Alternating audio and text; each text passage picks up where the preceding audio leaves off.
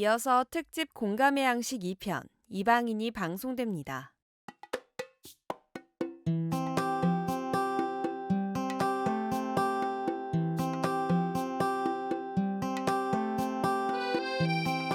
지난 2021년 12월 기준 우리나라 이주민들은 약 213만 명이 넘습니다. 그 중에서도 한국 남자와 결혼해 고향을 떠나 한국에 정착한 결혼 이주 여성이 큰 부분을 차지합니다. 하지만 아직도 우리 사회는 그녀들을 이방인 대하듯 차별과 편견의 시선으로 바라보죠. 우리 모두는 누구든 환경에 따라 이방인이 될 수 있습니다. 이 시간 서로 다른 곳에서 살아온 4명의 사람들이 함께 그 이야기를 풀어가려고 합니다. 특집 공감의 양식 2편 이방인 지금 시작합니다.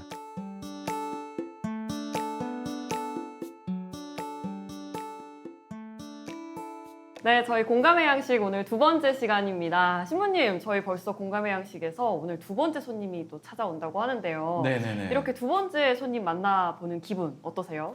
아무래도 첫 번째는 저희가 방송을 처음 하다 보니까 어색한 면이 없지 않아 있었는데 네. 두 번째는 또 특별한 손님이 오신다니까 많이 기대되고 아마 잘 되지 않을까 싶어요. 네. 신부님도 좀 더 편안해지셨나요? 네, 지금 편안하려고 매우 노력 중입니다. 네. 동공이 약간 흔들리시는데 아, 정말인 거죠? 졸려요. 그러면 네. 저희 또 바로 두 번째 손님 만나보겠는데요. 네네네. 어떤 분들이 오시나요? 오늘 특별한 손님들 두 분이 오시는데요. 네. 우리 긴 말 필요 없죠. 먼저 그냥 오셔서 인사드리는 게 좋을 것 같아요. 좋습니다. 아, 네네. 두 분 어떻게 불러볼까요? 두 분 나와주세요. 나오세요. 아, 저기 오시네요. 안녕하세요. 안녕하십니까. 반갑습니다. 반갑습니다. 여기 앉아주세요. 안녕하세요. 저기 앉아주세요. Father 인사할게요. 아, 안녕하세요. 어머머머. Philippines tayo. 안녕하세요. 반갑습니다. 안녕하세요. 아, 헬로. 네, 이렇게 만나뵙게 돼서 너무 반갑습니다. 우선 저부터 인사를 드릴게요. 안녕하세요. 저는 부산 가톨릭 평화방송 아나운서 이예빈이라고 합니다. 반갑습니다. 아, 네, 반갑습니다. 저는 부산 가톨릭 대학교에 있는 김수환 은수자 바오로 신부입니다. 네, Hello, 반갑습니다. Father. Hello, Father. Hello, Father. 저는 한국에 온 지가 27년째 허미라고입니다. Hello, from the Philippines. From Philippines. Yes. 와우. 27년이요. 네. 와, 너무 27년. 오래됐죠. 네, 30년도 안 됐네요. 맞아요. 네. 아, 너무 반갑습니다. 반갑습니다. 네, 또 네, 저는 허미 씨 친구 지금 현재는 천주교 부산교구 울산대리구 사회사목센터에서 이주민 업무를 담당하고 있는 박영미 안나입니다. 반갑습니다. 환영합니다. 근데 한국에서 사신 지 27년이 네. 되셨다고 네. 하셨어요. 네. 거의 지금 제 만 나이랑 비슷한 것 같거든요. 아, 슬퍼 갑자기. 갑자기 슬퍼요. 아, 네, 벌써 네. 27년이 되셨는데 네, 신부님 네. 27년 한국에서 사신 필리핀 여성분 혹시 만나보신 적 있어요? 아유, 전 처음 뵙습니다. 그리고 이렇게 네. 한국말을 잘 하시는 사실 외국말을 이렇게 유창하게 하기 위해서 엄청난 노력이 필요하신데 정말 대단하신 것 같아요. 그러니까요. 네. 그렇게 생각합니까? 나도 그렇게 생각해. 왜냐면 저도 저희 이탈리아에서 유학을 네. 했었어서 그 이탈리아 말을 배우는데 너무 힘들었거든요. 네. 근데 이렇게까지 하려면 정말 많은 노력들이 있어야 돼요. 혹시 네. 꿈도 한국말로 꾸세요? 아니에요. 아, 그 정도? 저는 타갈로그로나 아니면 어. 용어로 해요. 아, 그렇죠. 근데 꿈에서 싸울 때는 한국말로. 그렇죠, 그렇죠. 그렇죠. 네. 저도 그런 경험이 있어서 네. 물어봤어요. 네. 싸울 때는 한국말로 네, 해요. 네, 진짜요? 나쁜 말까지. 오 마이 갓. 오 마이 갓. 오 마이 갓. 어머씨. 네. 네네네. 아, 네네. 그런데 오늘 또 이렇게 옆에 함께 해주신 우리 요한나 사무장님도 계세요. 이렇게 두 분의 인연이 궁금합니다. 허미 씨를 알게 된 지는 한 1년 정도 제가 네. 이제 이 사회사목 업무를 시작하면서 알게 됐고요. 허미 씨는 이제 제가 나가는 저희 사회사목 담당 그 필리핀 공동체 영어미사에서 처음 만나게 됐고요. 거기서도 이렇게 큰 활약을 하고 계시니까 또 이제 본인이 다문화 가족이다 보니까 다른 국적의 다문화 여성들을 도와주는 일도 이제 저한테 이제 요청을 하거나 도움을 이제 의뢰할 때 그때 네. 이렇게 자주 이제 연락을 하다 보니까 지금 1년을 만났는데 한 10년 된 듯한 아. 그런 편안함으로 진짜요? 예, 지금 함께 일하고 있습니다. 아, 그러시.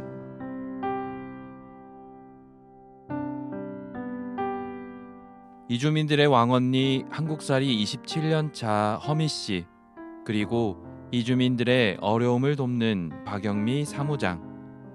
오늘 저희와 함께 공감 토크를 풀어낼 손님들입니다. 저도 사실 이탈리아 유학 시절 처음 공항에 도착했을 때 참 낯설었거든요. 허미 씨에게 비친 한국은 어땠을까요?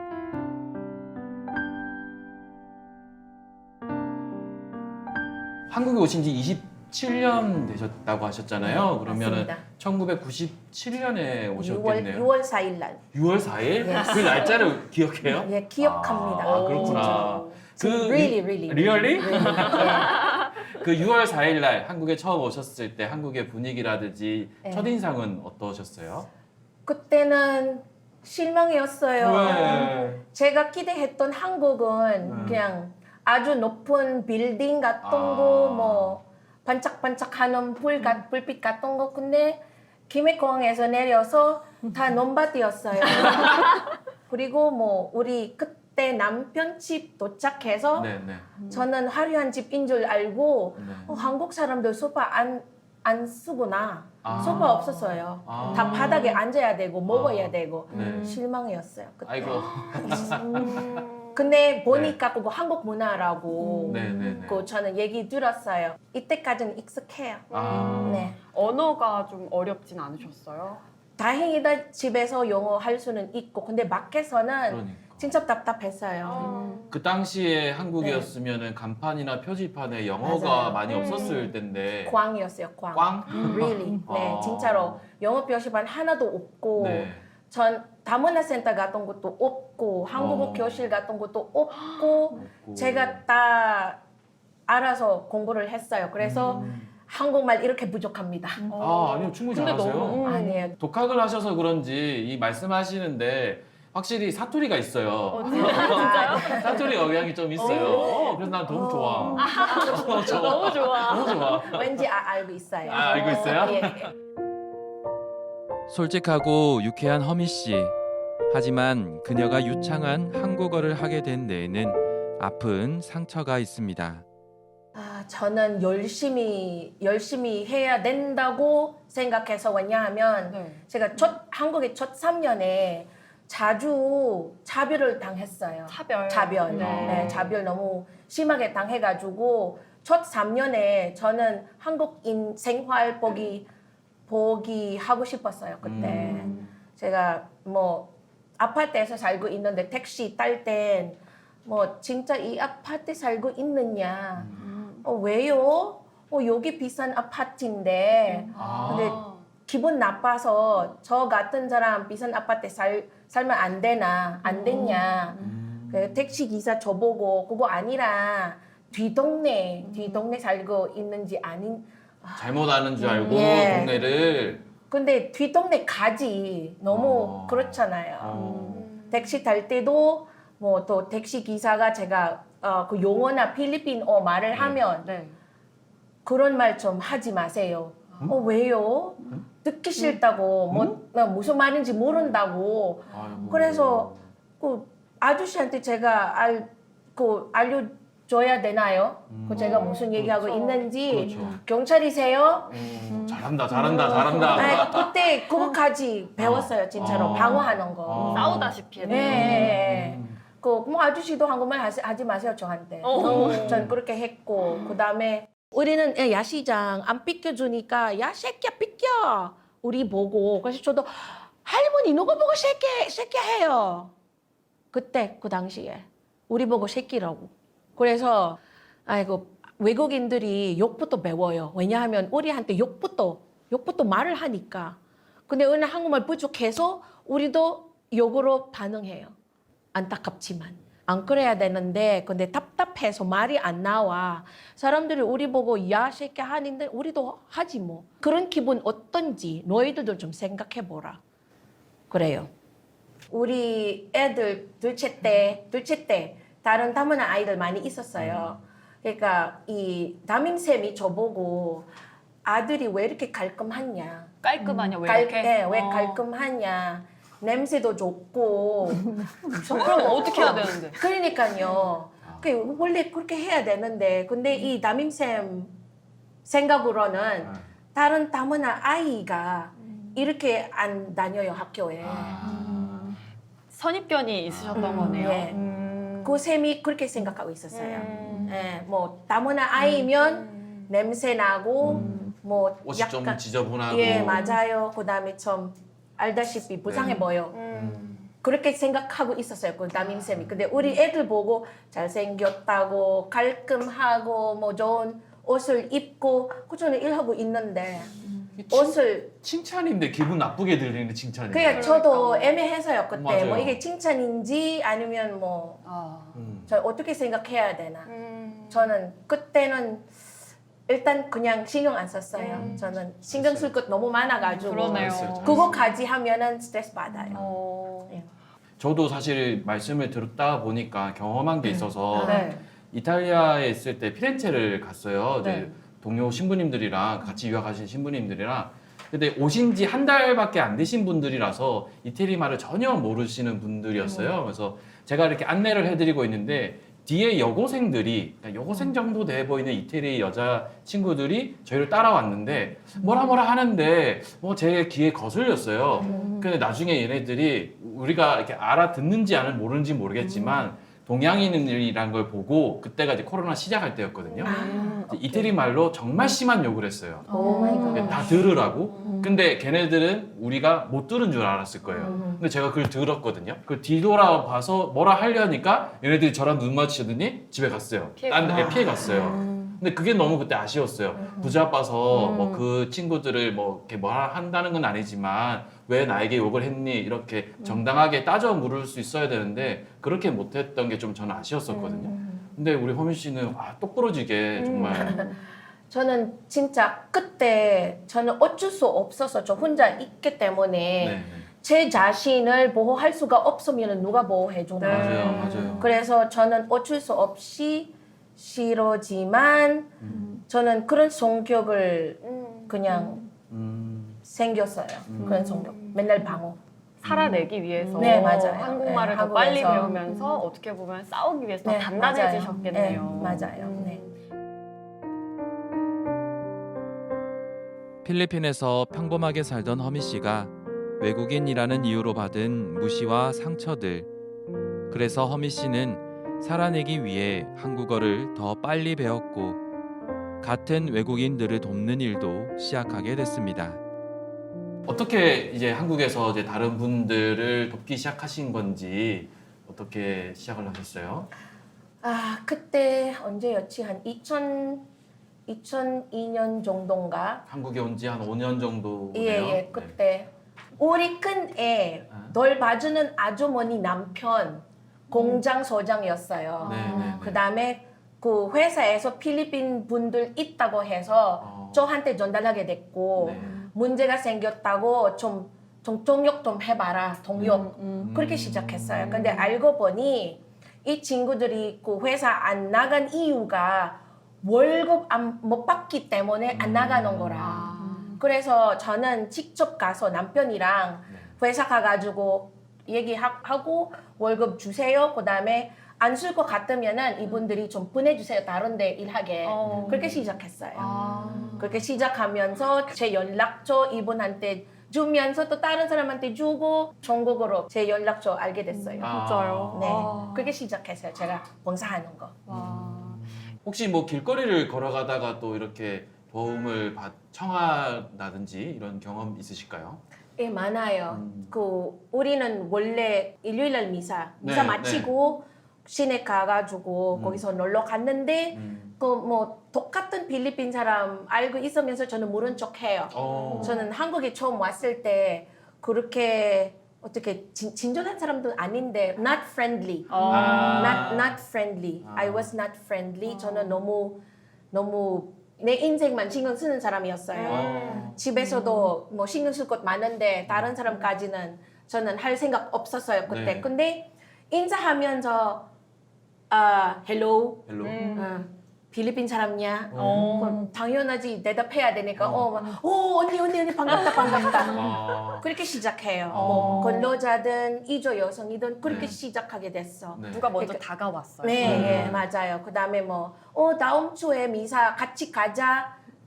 그렇게 시작해요. 같이 가자. 미사 좀 참가하고 마치고 뭐 그때 맥도날드 가서 뭐 커피도 그때 커피 있나 뭐 햄버거 먹고 하면서 그때 개인 이야기를 좀 나눠주고 문제까지 다 꺼내고 저는 그냥 그 advice, counseling, 카운슬링 시작하는 거예요. 그렇게 시작했어요. 카운슬링 하는 거 그다음에 넌 이렇게 해라. 네. 남편한테 이렇게 해라. 한국말로 배워라.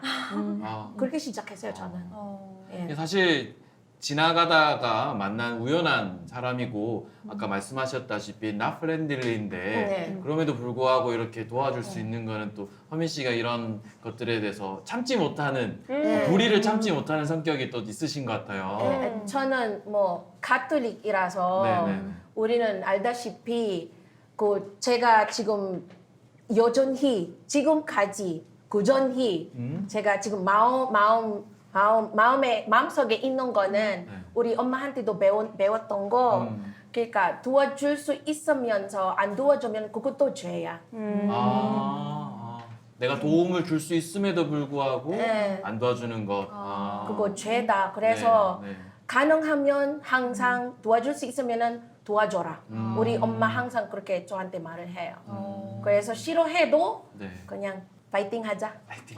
전 그렇게 해요. 역시 파이팅. Always fighting. Always fighting. Always 파이팅. Always fighting. 예. 네.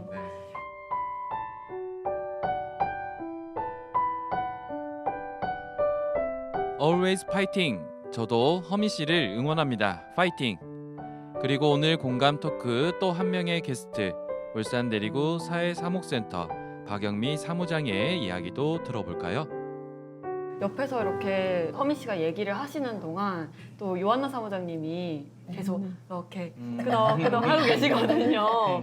사실 신입이지만 정말 열정 넘치시는 사무장님이라고 들었습니다. 같이 이렇게 일을 하시면서 근데 좀 눈물 흘릴 일도 있고 안타까운 일들이 많으시다고 들었어요. 가장 최근에는 이 친구도 허미 씨가 이제 저한테 이렇게 소개를 시켜줬어요. 네. 태국인 친구였는데 이 친구도 한국인 남자와 이제 한국 분과 결혼을 해가지고 결혼 비자가 있어서 이제 같이 사시다가 가정 불화로 문제가 생겨서 허미 씨한테 이제 연락을 받았던 그날 부부가 이제 법원에서 합의 이혼을 하고 갈 데가 없는 거예요.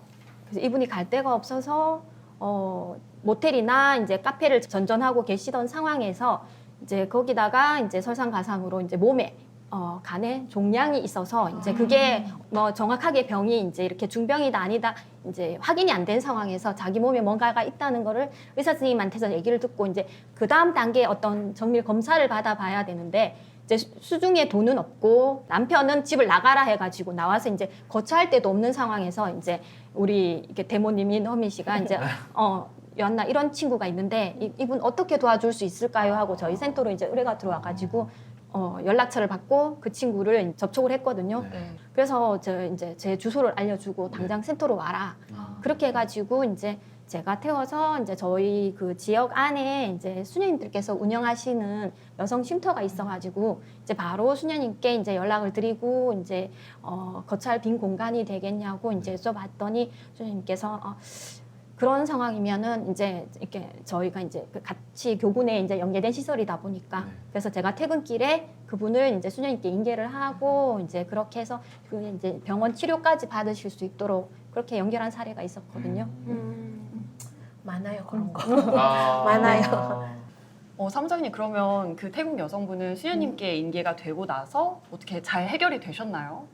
다행히 또 이제 남편분에게 이제 의료보험이 피부양자로 계셔서 이제 병원을 연결하고 치료는 받게 해드렸고 이제 큰 병이 아니라는 거 확인이 됐는데 문제는 이제 이분은 남편과의 이혼을 원하지 않는데 네. 남편이 이제 강압적으로 해서 합의 이혼을 사인을 할 수밖에 없었다. 그래서 그럼 당신이 원하지 않는데 왜 그 이혼 절차는 어떻게 해서 진행이 됐냐 이러가 상담을 하면서 물어보니까 본인이 이게 한국인 남편과 혼인 신고를 하기 전에 태국에 두고 온 아이가 2명이 있었대요. 근데 이 이제 자녀들이 생각이 날 거잖아요. 멀리 이제 타국으로 와서 지내다 보니까. 그래서 아이들을 이제 부모님께 맡기고 왔으니까 아이들 생활비 쪽으로 매달 한 20만 원 정도씩 돈이 없을 때는 친구에게서 빌려서 송금하기도 하고 이제 이렇게 하다 보니까 그 돈을 갚기 위해서 이제 이분이 아르바이트를 나간 거예요. 근데 이제 남편 입장에서는 남자 쌍둥이 둘을 키우는 일에만 전념해야 하는데 이제 이분이 이게 밖으로 나가니까 그게 만족할 수가 없는 거예요. 그러면 그렇다면은 이게 태국에 있는 자녀들의 자기 자식은 아니지만 자녀들의 뭐 생활비라고 해야 되나? 그 한 달에 20만 원을 주고 싶은 의사도 없는 거예요. 그래서 그냥 이제 내 아이에게만 이 아이는 이제 이분이 낳은 아이도 아니 두 분 사이에서 태어난 아이가 아니기 때문에 이제 남편은 이제 자녀가 있는 상황에서 이제 이분과 재혼을 한 상황이기 때문에 이렇게 당신의 아이만 집중하고 이제 태국 아이 나 몰라라 하라는 이렇게 엄마한테는 그게 진짜 좀 가혹한 일이잖아요. 네. 그러니까 그래서 이제 태국에 있는 자녀들이 보고 싶어서 맨날 울기도 한다.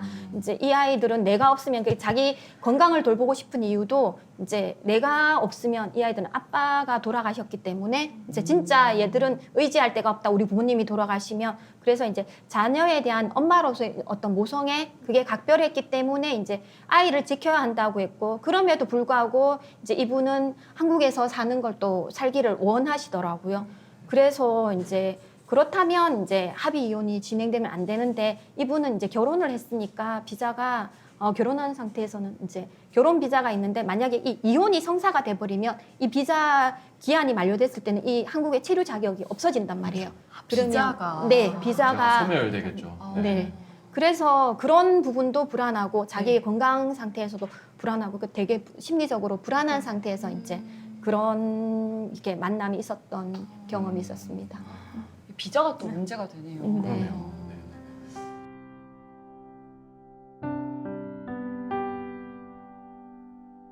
결혼 이주 여성에게 F6 결혼 이민 비자는 아주 중요한 부분입니다. 그래서 한국 남성들이 비자를 이유로 부당한 대우를 하기도 하는데요. 그 이야기를 더 들어보겠습니다. 이렇게 한국에 들어오셔서 사는 이주민 여성분들이 비자 문제도 있는 것 같아요. 생각지 못했던 부분이거든요. 그래요? 혹시 저희 비자 문제에 대해서 비자가 어떻게 구성이 되고 그 기간이라 하나요? 이렇게 갱신을 어떻게 하나요, 보통? 저 다문화 가정이라고 하죠. 이제 우리가 흔히 말하는 이제 국적이 다른 그 두 이제 남녀가 결혼을 했잖아요. 네. 그러면 결혼을 하게 되면 이제 이렇게 예를 들어서 이제 우리가 흔히 아는 이제 한국인 남성과 외국인 여성이 결혼을 하게 되면 양국에 다 두 군데 다 혼인 신고가 돼야 돼요. 한 군데만 하면 안 되고 이제 우리나라에서도 혼인 신고가 돼야 되고 네. 이제 그 본국에서도 예를 들어서 필리핀이나 뭐 태국이나 본국에서도 혼인 신고가 돼야지 그렇게 했을 때 이제 두 부부 사이에서 이제 이렇게 생활하면서 자녀가 생기면 네. 이제 그게 그러니까 영주권이라고 해야 되나 F5 네. 영주권이 나오고 아니면 그렇지 않으면 이제 거주를 이제 그 몇 년 이상 해야지 결혼 비자를 2년마다. 이제 갱신을 갱신을 하는 해야 거예요? 되고 네 기간이 있고 우리 그 브로커라고 해야 되나 이제 이렇게 왜 가짜로 이렇게 해서 이제 비자만 줄 수도 있는 이렇게 있잖아요. 이게 그렇기 때문에 이제 이용하시는 분들. 이용하는 나쁘게 이용하는 것 때문에 이제 조금 까다롭게 그러다 보니까 오히려 역으로 까다로운 부분을 이제 오히려 피해를 보는 경우가 생기기도 한다는 거죠. 이제 살던 외국인과 결혼을 이렇게 전제로 만나다가 이제 한국에서는 혼인 신고를 했단 말이에요. 네. 근데 이제 본국으로 갈 형편이 안 돼서 본국에 혼인 신고를 못 하게 되면 이분은 우리나라에서는 결혼을 했는데도 불구하고 이제 이렇게 뭐 자녀가 생겨도 이렇게 자녀로 등록할 수가 없는 상황이 생기는 정말요? 거예요. 본국에 혼인신고가 안 돼서 안 됐기 때문에. 그러면 이제 이 부부가 본국으로 가서 본국 절차에 따라서 그 나라 이렇게 여성의 그 국가에서 네. 정식으로 혼인 신고를 하고 다시 돌아와야지만이 이분들이 이제 정식 네. 부부로 인정이 된다는 거죠. 그럼 결혼 비자라는 거는 결국 영구 비자는 아니잖아요. 그래서 그렇죠. 만약에 결혼 관계가 깨어졌을 때는 이 비자가 어떻게 되나요? 그거는 법적으로 어떻게 뭐 보장을 해줄 수가 없는 거죠. 그 기한이 끝나면. 네. 아. 이혼 원인 따라 네. 이혼 원인 따라 만약에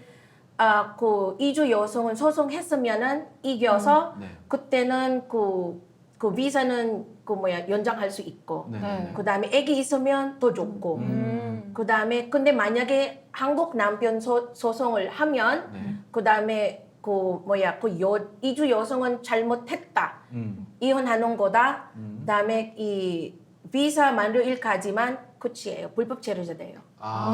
예를 들어서 이혼 사유가 유책이 이제 네. 이렇게 불법 부인에게 있다 여성에게 그러면 있다면. 이제 본국으로 네. 돌아가야 되는 그런 네. 상황이 되는 거죠. 그 기한만큼만 이제 살고. 그렇게 어려워요. 어렵다. 네, 어려워요. 처음 듣는 얘기기도 하고요. 그러니까요. 네. 네, 그런 거 많아요. 많아요. 엄청 많아요. 어. 엄청 많아. 혹시 또 그런 비슷한 맥락에서 그 결혼해서 한국에 와서 사셨던 이주 여성분들이 네. 아까 그런 결혼 비자 문제나 네. 혹은 뭐 이혼 문제 때문에 피해 보셨던 경우도 있었나요? 많아요. 엄청 많아. 엄청 많아요. 브로커 통해서 결혼한 이주 여성만 아니고 이게 사진만 보고 그 맞춤 결혼인데 여기 와서 모르는 사람이랑 결혼하면서 당연히 실패하죠. 실패하죠. 그것도 그렇고 근데 제일 심한 거는 필리핀 가가지고 what's it? 바이블 스터디 카테키즘 성경 모임. 네, 가가지고 그렇게 해요. 애들 모아요. 그 엄청 뭐 가난한 마을 가가지고 맛있는 거 매주 주고 뭐 재밌는 데 놀러 가고 근데 나중에 어떤 아가씨한테 너 한국 보고 싶어? 한국 가고 싶어? 오고 싶어? 그런 거 해요. 공짜로 보내준다고 해놓고 여기 와서 이 필리핀 사람들 모르는 게 기다리고 있는 남편이 이미 있다. 바이블 스터디 다니면서 이미 스카우팅하고 있는 거예요. 네, 그런 여성들 많아요. 네, 그냥 네. 한국에 와서 언니 좀 도와주세요. 난 이분이랑 결혼 하기로 한 적 없다. 나는 못 나오게 한다. 석 달 동안. 나는 미국 가야 되는데 우리 이모가 비행기표 보냈는데 근데 이분들 때문에 나는 못 나와 도와주세요. 그럼 제가 어떻게 할 수가 있어요? 그냥 뭐 경찰에서 신고해야 되나? 그리고 어쩔 수 없이 나와서 이혼해. 어쩔 수 없다. 어쩔 수 없어요. 그런 거 엄청 많아요. 진짜로. 그런 돈 주고 그다음에 이혼하고 싶으면 이 한국 사람 낸 돈이 1,000,000원 네. 돌려줘라. 어. 네. 너무 그거 큰 소개비예요. 1,000,000원. 1,000,000원. 이 결혼 성공 못하면은 돌려줘야 돼. 아니 이런 케이스들이 아마 오늘 뭐 하루 종일 말씀하실 그러니까, 정도로 네. 많으실 한 달 텐데. 동안 얘기 한 달 동안이나? 가능해요. 네. 아. 엄청 근데 많아서. 우리가 계약된 게 그런 게 아니라서 더 이상 하긴 그렇고 우리 네. 사무장님께서도 사실 이런 이야기들 또 이런 일들 많이 하시다 보면 또 같은 여성으로서 또 안타까운 마음 드실 때가 많을 텐데 어떠세요? 사실 우리나라 사회도 약간 이제 보수적이고 이제 뭐 네. 유교 문화에 이제 뭐 남아 선호 사상이 이제 오래 내려오다 보니까 사실 우리나라 여성들도 이제 사회적인 어쩌면은 약자이잖아요. 근데 이주 여성들은 약자 중에서도 약자이잖아요. 네. 그렇죠? 근데 이 친구들도 허미 씨가 연결한 친구들인데 미혼모들이었어요. 이제, 미혼. 예, 미혼인 상태에서 임신을 한 친구들인데 이제 두 사람을 허미 씨가 이제 저희가 이제 대리구에서 그 울산 대리구에서 하고 있는 비수공 의료지원 운동에 네. 이제 연결된 산부인과에서 이제 그 진료를 받고 분만을 할 수 있도록 도와달라고 이제 이렇게 부탁을 해서 만난 친구들인데 이제 아주 그 영한 어린 이제 그 아가씨들이겠죠. 네. 이렇게 만났더니 두 분 혹시 코피노라고 들어보셨죠? 네, 네. 아시죠? 코피노. 이제 우리가 생각할 때는 코피노가 이제 필리핀 현지에만 이제 네. 가서 이제 우리 아. 한국인 남성들이 가서 이제 남겨놓은 이제 아이들이 있다고 생각하는데 아니에요. 그게 필리핀에만 있는 게 아니고 네. 이제 우리나라에도 그러네요. 코피노들이 이제 있겠네. 네. 출생할 수밖에 없는 상황인 거죠. 아. 그러니까 이 친구들 같은 경우는 이제 저희가 그 산부인과를 지원해서 일단은 이제 이렇게 만삭인 상태에서 만났으니까 분만을 했잖아요. 네. 근데 태어났는데 너무나도 한국 아기인 거예요. 왜 옛날 할머니들이 씻어듣지를 못한다고 하잖아요. 이제 외모는 완전히 엄마하고 딴판이에요. 완전 제가 봐도 딱 이렇게 그러니까 엄마 이렇게 산모들이 주는 아빠 사진이랑 똑같이 생겼어요. 애기가. 그래서 나가서 찾을 수 있을 것 그 같은. 정도로. 그런데 이제 이 남자분들이 결혼을 전제로 이렇게 교제를 했다고 해요. 이제 마치 이제 자기가 결혼할 것처럼 심지어 이제 자기 집에도 데리고 다니고 그렇게 해놓고는 막상 이제 오빠나 임신해서 이러니까 자기가 이제 책임을 지지 않으려고 이제 도망가. 연락 몰라라. 두절하고 전화를 차단하고 음. 이제 받지도 않고 그렇게 하다 보니까 막 하루하루 배는 불러오고 아기는 낳아야 되고 그렇게 낳아 보니까 누가 와도 그 사람 아닌데 나중에 이제 어떻게 지인을 통해서 연락을 했더니 뭐 유전자 검사를 해와라 뭐 진짜 내 애기가 맞느냐 이제 뭐 이렇게 되니까 네. 그래서 이제 저희가 센터에서는 이 친구들 이제 딱한 사정이니까 저희 울산에 있는 인권 변호사협회 이제 부탁을 드렸어요. 이 엄마들이 원하는 거는 이제 이렇게 아기들이 한국인 아빠를 찾아주고 싶다.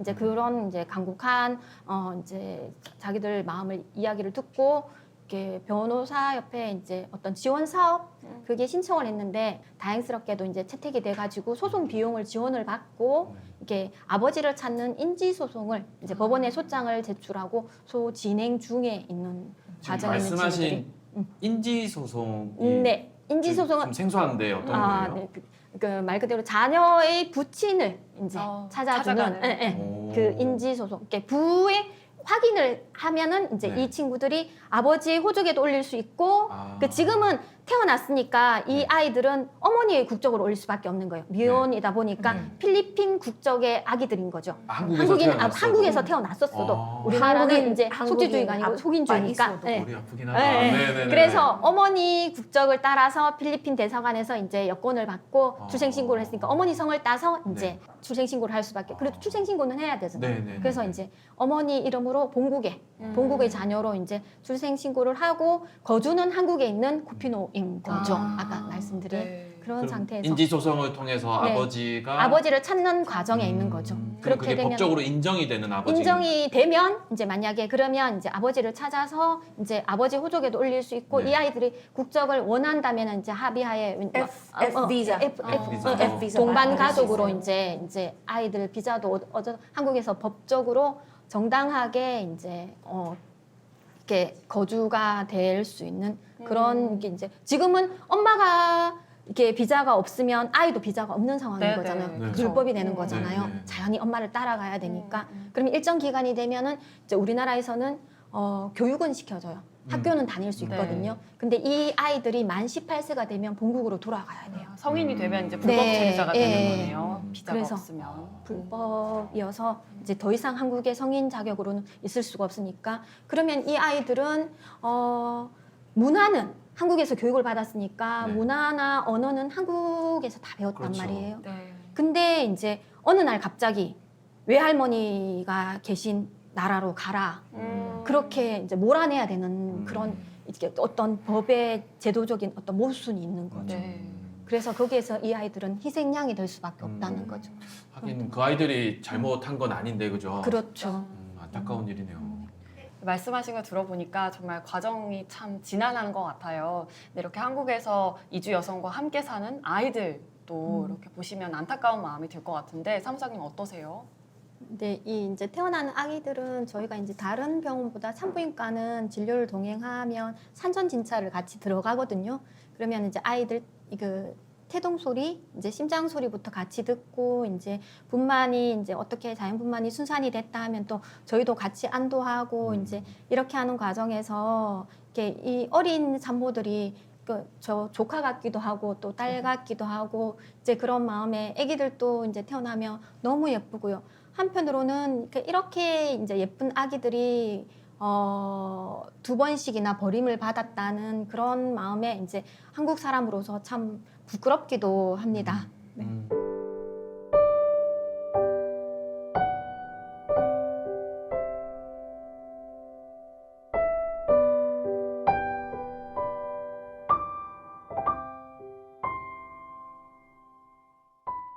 수많은 이주민 여성을 만나고 그들의 사연을 들으며 같은 한국인으로 부끄러워진다는 박영미 사무장.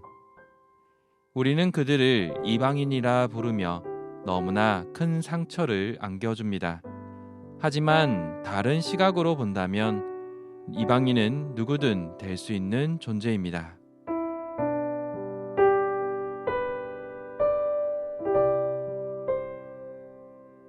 오늘 두 분이 이렇게 이런저런 이야기를 많이 해주시면서 사실 느끼고 또 생각 드는 게 사실 저도 한국에 살고 있고 우리 허민 씨랑 같이 한국에 있는데 사실 한국에서 일어나는 일들 중에 이런 이야기들을 모르시는 분들도 참 많으실 것 같아요. 맞아요. 근데 그런 이야기들을 지금 말씀해 주시는 이유가 아무래도 허민 씨가 가지고 있는 이방인이라는 정체성 때문에 어쩌면 우리가 이런 이야기들이 조금 더 의미 있게 다가오는 것 같아요. 사실 외국인 처음으로 그 한국에 왔을 때 느꼈던 그 아까 택시 아저씨 이야기도 그렇고 이런 것들이 다 이방인에 대한 어쩔까요? 경계의 눈빛이랄까? 이런 것들, 눈빛. 네. 이방인에 대한 감정들 우리가 어쩌면 모두가 다 느끼고 있는 감정일 What 것 is 같아요. 이방인? 이방인? Stranger. Stranger. 네. 아, 오케이. 그래서 사실 외부인이라는 단어 자체가 내가 여기 살고 있는 문화권에 아닌 다른 곳에 살 때에 느껴지는 감정도 외부인으로서 그럴 수 있거든요. 신부님은 혹시 어떠세요? 신부님께서도 뭐 사제로서 혹은 네. 아까 말씀하셨던 유학 시절 이럴 때 좀 아. 이방인으로서의 감정을 느끼셨을 것 같은데.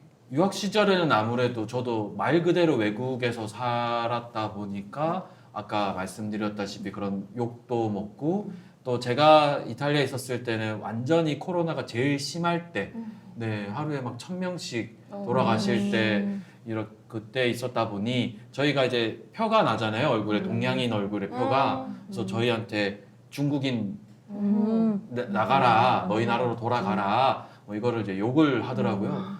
내가 그때 이태리 말 욕을 알아듣는 게 너무 화가 나는 거예요.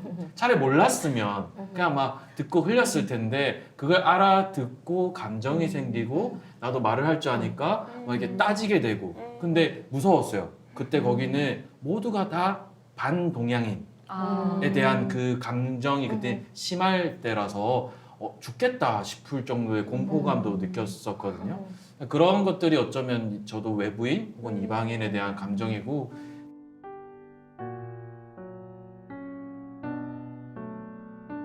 저의 유학 시절간 코로나는 전 세계를 강타하였고 아주 무서운 전염병이었지만 어쩔 수 없는 이유로 많은 이들이 서로를 배척하고 경계의 시선이 계속된 시간이었습니다. 이예빈 아나운서가 이방인으로 느꼈던 순간도 들어보시죠. 신부님 말씀을 듣다 보니까 저도 생각이 나는데 어렸을 때 한 9살 때 뉴질랜드에서 초등학교를 다녔었어요. 네, 고모와 이제 사촌들이 살고 있어서 갔는데도 그 파란 눈동자와 금발의 친구들이 저는 너무 어색하고 낯설더라고요. 그렇죠. 근데 저만 그 친구들이 낯설고 어색한 게 아니라 그 친구들이 보기에도 제가 굉장히 낯설고 어색했나 봐요. 그래서 제가 아침 일찍 학교에 나가서 제일 먼저 앉아 있어도 친구들이 오면 저를 받아주지 않는 거예요. 이렇게 쳐다만 보는 거예요. 그때부터 저는 어렸을 때 이게 외부인, 이방인의 감정인가를 되게 많이 느꼈던 것 같아요. 요한나 사무장님은 어떠세요? 이런 또 이방인으로서의 감정 느끼신 적 있으세요? 이 감정이 이제 공감이 되실지 모르겠는데 제가 지금 사는 곳으로 한 16년 전에 이제 이사를 오면서 지금 본당에 이제 제 아이가 큰 아이가 이제 6살이 돼서 주일학교를 이제 등록하겠다고 제가 이제 작은 아이를 이제 유모차 밀고 갔단 말이에요. 네. 그래서 등록하고 그 당시에는 한 16년 전이니까 주일학교 학생 수도 200명이 넘고 되게 크고 이제 자모 회원 수도 엄청나게 많아서 그래서 이제 아이들 간식을 어머니들이 다 만들어 주실 때였어요. 네. 그래서 주방이 막 이제 시끌벅적하니까 나도 이제 그 엄마의 책임을 다하기 위해서 이제 주방으로 들어갔단 말이에요. 근데 그 당시를 생각하면 지금도 이제 제가 좀 울컥하는데 왜요? 저는 그 순간을 그러니까 항상 이제 제가 이 봉사를 하면서 그 주방 문턱 10cm라고 그렇게 표현을 하는데 거기를 이제 제가 용기를 내서 넘고 들어갔었는데 아무도 저를 봐주지 않는 거예요. 네. 이미 이제 그분들은 그 안에서 이제 어떤 관계가 맺어진 분들이고 이제 하시는 일들이 있었으니까 거기에 집중하시느라 이제 그런 줄은 알겠는데 이제 이유야 어쨌건 그 순간에 저는 용기를 내서 이제 새내기 엄마가 지금 이제 들어갔는데 이렇게 저를 안 봐주니까 제가 스스로가 쑥스러워서 이렇게 뭘 도와드려야 되지 이러고 기웃기웃 하다가 제가 그냥 다시 그 길을 돌아 나왔단 말이에요. 그래서 이제 집으로 오면서 이제 왠지 이제 먼저 뭔가가 이제 이분들한테는 끈끈한 것이 있는데 내가 뚫고 들어가기에는 저기가 좀 벽 같은 느낌, 저거를 깨고 들어가야 되겠다는 생각에 이제 적극적으로 이제 이렇게 해서 들어가긴 진짜요? 했는데 네. 그렇다 보니까 제가 이제 그 이후에 이제 지금은 이제 한 본당에서 한 10년, 15년 이상을 지냈으니까 이제 제가 어느 곳에 뭐가 있는지 뭐 저 주방에 이제 뭐 이렇게 솥단지를 불을 켜려면 가스레인지는 스위치가 어디 있는지 다 알고 있는 상황이지만 그래서 봉사를 하면서 제가 이제 앞장서서 하는 집행부나 또는 제가 자모회장에 대해서 일을 할 때는 새로 처음 오는 그 유치원 엄마들 있잖아요. 네, 네. 이제 막 이제 그 아이를 처음 등록하는 유치부 엄마들은 엄마도 주일학교가 처음이란 말이에요. 그렇죠. 그러면 아이는 아이대로 따로 관리를 하고 맞아요. 어머니는 어머니대로 이제 제가 이렇게 관리라고 하는 표현이 좀 그런데 그 16년 전에 제 모습을 보는 것 같아서 한 번 더 말을 걸어주고 이제 예빈이 엄마 왔어요. 아이 이름을 기억해서 한 번 더 불러주고 그렇게 해서 이제 제가 더 예전에 제 모습을 보는 것 같아서 더 이제 정성을 들였다고 해야 되나 기울였다고 했던 것 같아요.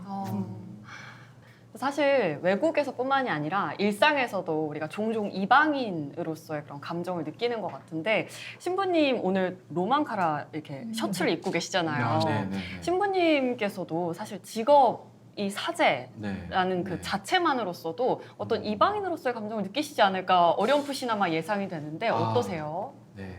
사실 저희 외국에서뿐만이 아니라 그냥 일상에서 많은 순간들에서도 우리가 이방인으로서의 그 감정을 많이 느낄 수 있을 것 같아요. 신부님께서 오늘 마침 클러지 셔츠를 하고 계시는데 신부님은 또 사제시잖아요. 네. 그 가족들 사이에서도 혹은 친구들 사이에서 이런 사제라서 느끼시는 어떤 이방인으로서의 감정 있으실 것 같아요. 어떠세요? 본당이나 일반 신자분들 만나시면 오늘 우리 촬영하신다고 촬영팀들도 만나는데 사실 저는 아무것도 아니거든요. 이거 2,000원짜리예요. 정말 저는 아무것도 아닙니다. 아닌데도 신부님이라는 이유로 이렇게 인사도 해주시고 반갑게 맞아주시지만 또 한편으로는 제가 그런 분들을 보면 다들 뭔가 어려워해요. 신부님이다.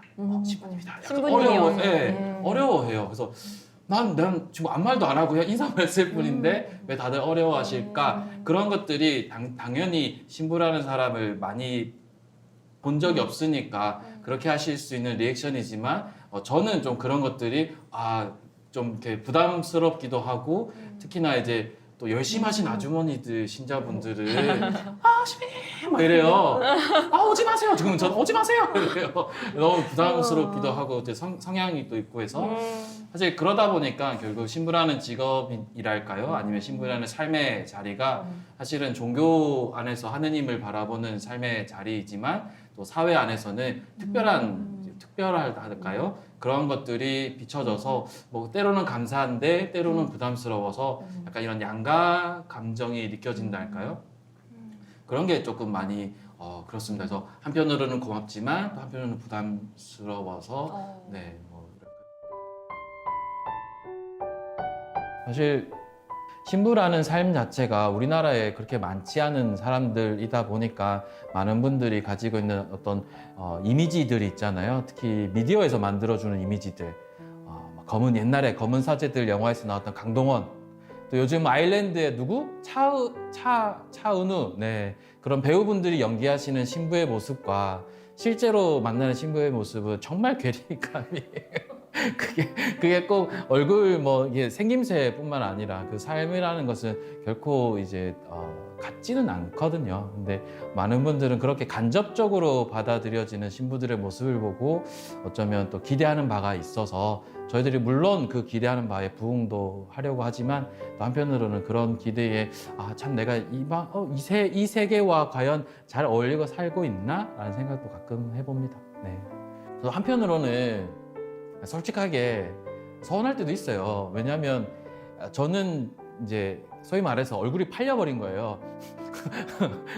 얼굴이 팔려버린 거죠. 그러니까 나는 저 사람을 모르는데 저 사람은 나를 알아요. 그래서 저분은 내가 되게 반가웠겠죠? 반갑게 와서 인사를 해요. 근데 나는 처음 보는 사람이에요. 그래서 좀 뜨끔미지근하게 이렇게 네, 안녕하세요 이러면은 그분이 되게 서운해 하시면서 아니 신부님이 왜 이렇게 친절하게 이렇게 밝게 이렇게 해주지 않으시냐라는 거예요. 근데 사실 생각해 보면 우리가 처음 보는 사람한테 그렇게까지 하나 싶기도 하고 그분들이 가지고 있는 저에 대한 내적 친밀감은 당신들이 가지고 계시겠지만 제가 또 그런 것들을 잘 받아들여 주지 못해서 한편으로는 좀 그런 부분들이 내가 좀 힘들구나 혹은 내가 좀 이런 부분에 대해서 좀 이렇게 이방인으로서의 삶을 느끼는구나라는 걸 좀 가지는 것 같아요. 우리도 신부이기 전에 사람이다 보니까 사람이라는 건 감정을 가지고 있고 나도 저도 방금 말씀드렸다시피 서운할 때도 있고 기쁠 때도 있고 좋을 때도 있는데 제가 이렇게 서운함을 감정을 표현을 해버리면 아니 신부님이 어떻게 그런 말씀을 하세요? 때로는 그것이 어쩌면 유쾌한 장면에서는 그게 재밌는 하나의 깬다 우리 신부님 참 깨는 분이다 이렇게도 될 수 있지만 또 어떤 분에게는 그게 상처로 다가오신다라고도 하더라고요. 그래서 근데 한편으로는 뭐 반복해서 말씀을 드리지만 저희도 사람이다 보니 하는 일들에 있어서 늘 예수님처럼 모든 걸 포용해주지 못하는 부분이 저희가 노력해야 되는 부분이기도 한데 또 한편으로는 좀 우리 신자 특히 천주교 신자분들이나 또 일반 분들이 봤을 때 그래 신부도 사람이지 그래 이해해주자 이 정도의 마음만 가져주신다면 저희들이 좀 기쁘게 또 살 수 있을 것 같고 저희도 그렇게 특별하지 않습니다. 저도 술 먹고 밥 먹고 뭐 화장실 가고 씻고 뭐 사람들 만나고 뭐 이런저런 똑같은 얘기하고 TV 보고 다 똑같습니다. 뭐 그렇기 때문에 이 방송 자체에서 공감이라는 것이 저도 똑같은 사람이기 때문에 공감이라는 것이 가능하지 않을까 그런 생각합니다.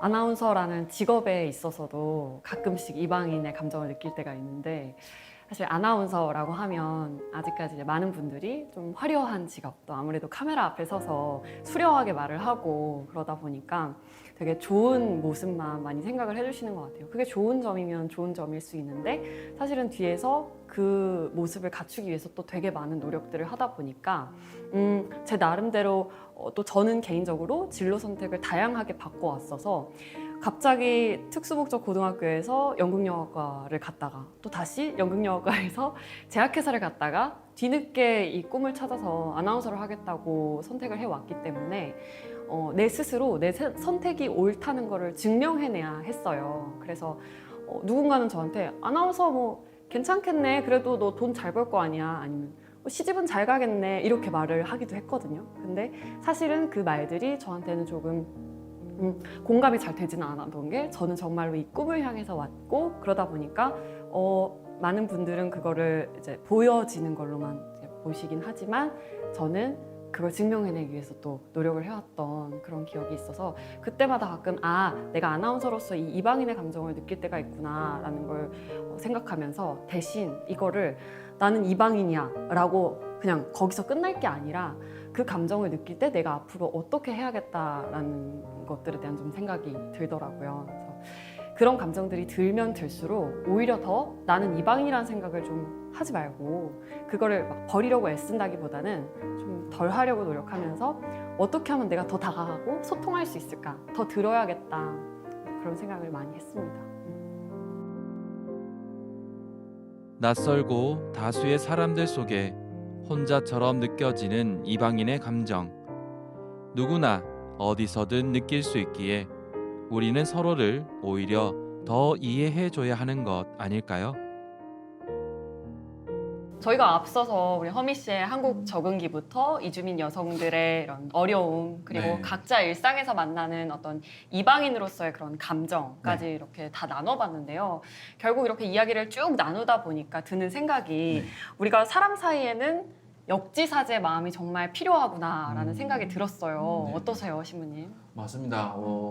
사실 제가 방금 저의 삶에 대해서 가볍게 얘기했지만 이런 이야기를 했을 때 우리 나머지 세 분께서도 제 이야기에 공감해 주셨던 거는 우리가 대화를 하고 또 경청을 하고 아, 저 사람이 저런 이야기 또 저런 삶을 살았겠구나. 아, 나랑도 크게 다르지 않네. 라는 그런 느낌들을 공유할 수 있어서 역지사지가 곧 대화를 통해서 우리가 공감을 이렇게 나누는 자리가 된 것 같아요. 그래서 그런 것들이 너무 좋은 것 같아요. 사실 오늘 저도 이렇게 다른 분들의 삶에 대한 이야기를 들어서 그게 또 한 역지사지로서 제가 마음에 아, 이런 분들의 마음은 또 이렇겠구나라고 이해하는 계기가 된 것 같아요.